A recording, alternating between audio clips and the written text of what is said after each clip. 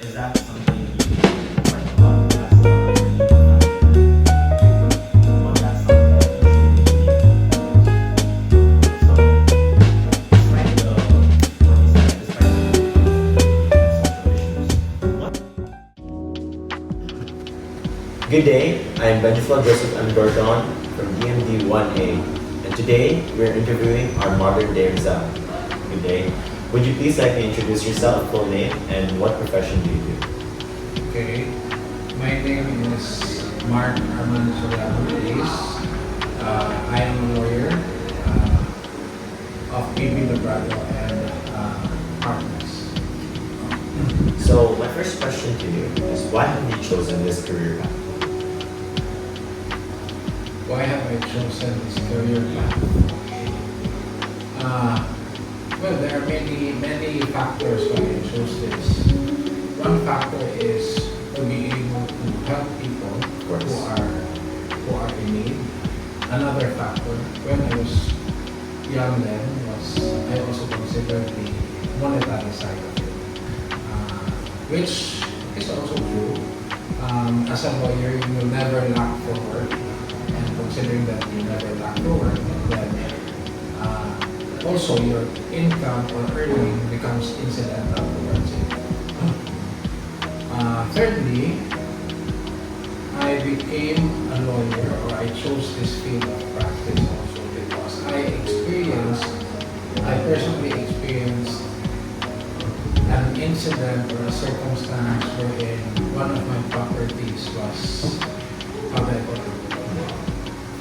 There was somebody who was trying to unlawfully take a property of mine that was located in Talisay. So this is a group of people who claim that they own the whole Philippines. So that's it.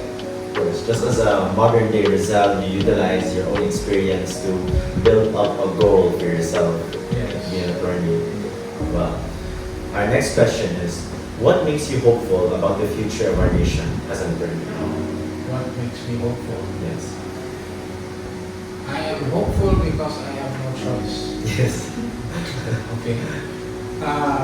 Regardless of how others might say that our country is going down or does not have good governance or whatever they might say against the Philippines, I'm hopeful because I have no choice. I will always remain hopeful because if I lose hope, then I might as well kill myself. Yes, and not do anything Yes. about our work, about studying, or anything.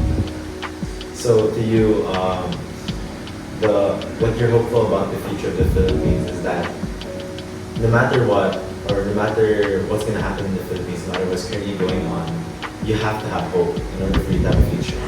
With no Yes. hope, there shouldn't be any future. And if I remember correctly, there's also this saying that states that if you have reached rock bottom, there's no other place to go except rock. That's a really good saying, actually. So what legacy do you hope to leave, even if your name is forgotten? Legacy. I really haven't thought much about that. But if I were to answer the question, the legacy I would like to leave behind to younger people, especially to my children, is that just to work anymore. Okay? Regardless of what is happening or how bad things are, as long as you don't give up, as long as the people who see me, they see that I don't give up, then they will always move. So do you just want to give a type of motivation towards them? Yes. Oh, that's right. Another one is, if you had the chance to speak to the youth of our country, what legacy or message would you leave behind to any of our youth right now?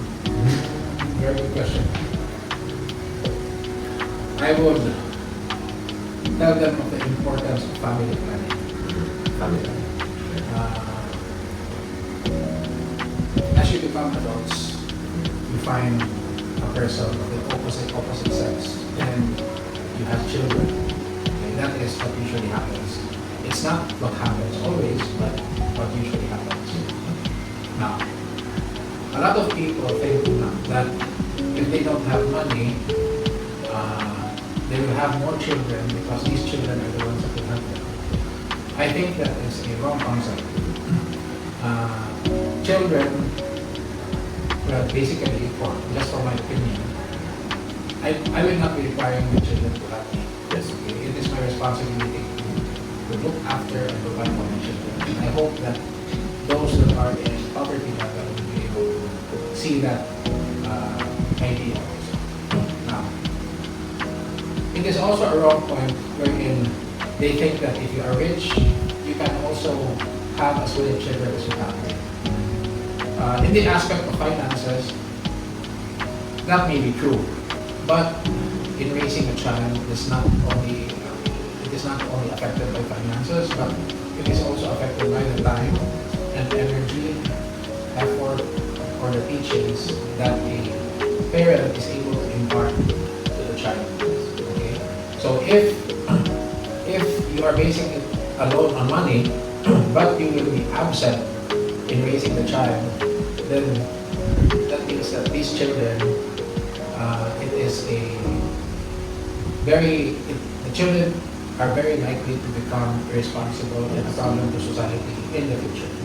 I would really like to appreciate that point, considering the fact that character is not built outside, but is firstly built at your home. Yes. And having absent parents, no matter how financially well you are, does not correlate well with how well you're going to be as a person. So family planning is very important, considering to our youth today that teenage pregnancy is a very common occurrence. So I would really like to appreciate your point on that. Our next question is, if you could make a change for the good of the community, what would it be and why? How big of a community are you talking about? If I were to say a community, I would say to reach very far. Let's say currently the whole of Cebu for now. The whole of Cebu.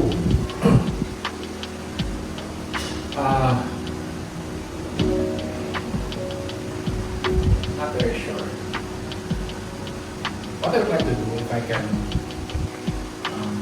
do something for the community, is basically go around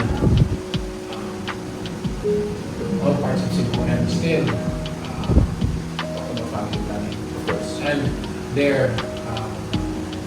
implications, whether legal or not, how it will affect our society as a whole, or our community as a whole. So to you, for in Cebu, you plan to really extend family planning. So I've noticed I'd like to say something just a bit. This is a theory that I have developed along the way. A lot of people may not agree to it, but I would like to tell you about it. Yes. Okay. I would say that a lot of politicians really want people to remain poor. Okay. Okay. That is why I think that they are not really pushing family planning. Yes. Okay. Now, here's for example. We hear a lot about vote buying. Of course. Okay, vote buying. And logically, the people who accept money for their vote are those who are poor. Of course, yeah. Okay. So this is the bread and butter for the politicians. So politicians will always try to make the poor, the population of the poor, increase. Okay. They want the population of the well-educated to remain minimal. Okay.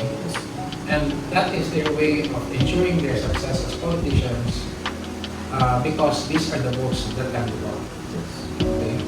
So as long as Filipinos remain poor and stay in that poverty line, the politicians will always be able to buy the votes. Okay. So that's just my theory. They feed the hungry in order for them to be well fed as a government to keep going on with what they have. Yes. So that is actually incredible theory, considering the fact that it's the well-educated that are the ones who can fully vote for themselves. Initially, people who are vote bought are not considered a free vote, but considered a paid vote. An already chosen vote for themselves. Yes. So that's how they grow up. So that's the theory. So I'm noticing a trend more on family planning. Is that something you do quite a lot as a attorney, family planning? Not really. But that's something that you truly believe in. Yes. So, despite what you said, despite the political instability and social issues, what signs of resilience do you see in the Filipino people? Again. Despite the political instability and social issues, what signs of resilience do you see in the Filipino people? Signs of resilience. Well, Filipino people are very resilient.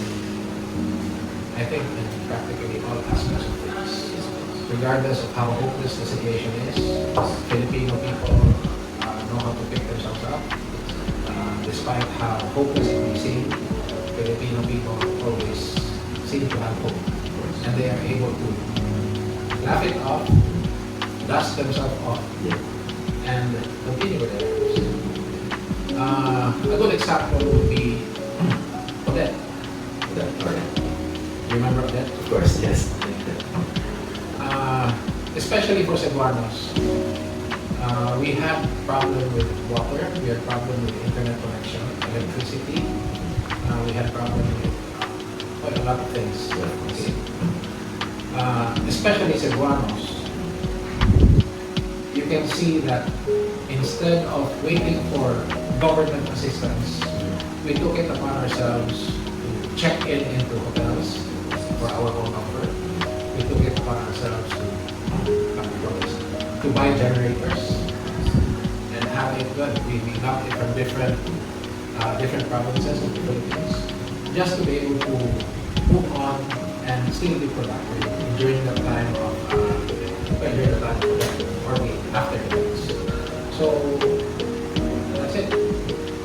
Generally, we are resilient in all things. To extend more, just a reminder to people that at the time of the death, there was barely any media coverage for the Cebuano people. So to extend Tony's point, in the time of the death, we really, ourselves as Filipino people, we really found a way to build ourselves back up from where we were. Because if you were to go anywhere else in the province and you tell them about the hurricane that just happened in Cebu, the first thing they'd say was, there was a hurricane, or may hurricane ba? So it's a really good thing that us as Filipino people, our resilience is that we can build ourselves up and, as you said, stand back up, dust it off, keep smiling and keep going. Because as you can see from now, we've truly built ourselves up back in Cebu. So for our final question, in what ways can local communities lead the change we wish to see nationally? Local communities. Local communities to make a change nationally.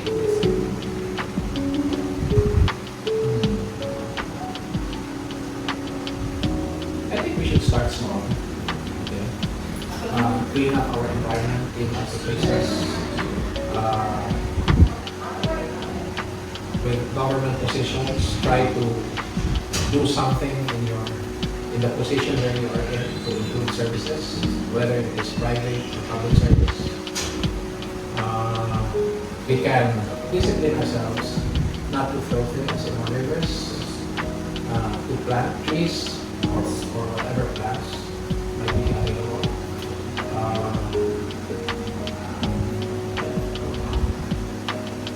I think we should just start there. Building back up our community again by where we live. Yes. So, everybody, that wraps it up for our modern day Rizal. As you can see, that we have covered so many points from building back our community and who we are as people and what we can do to be better. So thank you so much for listening. Thank you so much again, Attorney, for allowing us to interview you. That's it.